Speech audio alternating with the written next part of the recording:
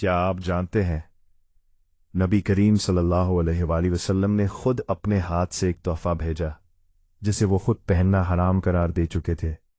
صحیح بخاری کی حدیث ہے، حضرت عمر رضی اللہ عنہ ایک نہایت خوبصورت موٹے ریشمی چوغے کے ساتھ نبی پاک صلی اللہ علیہ وآلہ وسلم کے پاس آئے اور عرض کیا، یا رسول اللہ صلی اللہ علیہ وآلہ وسلم، اسے خرید لیجئے اور اسے عید اور مہمانوں کے لیے پہنے۔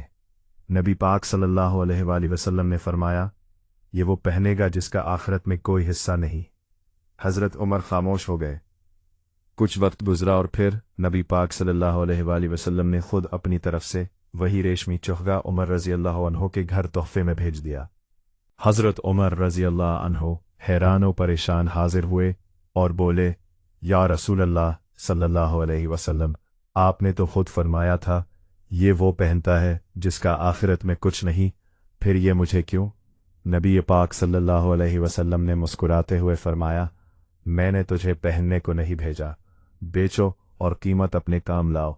سبحان اللہ! نبی پاک صلی اللہ علیہ وسلم نے حلال اور حرام دونوں کی حکمت ایک ہی لمحے میں سمجھا دی۔ ریشم حرام نہیں، مردوں کے لیے پہننا حرام ہے، باقی استعمال جائز۔ یہ حدیث آگے شیئر کرے تاکہ اور لوگ بھی سیکھیں۔ فالو کریں اگلی حدیث کے لیے۔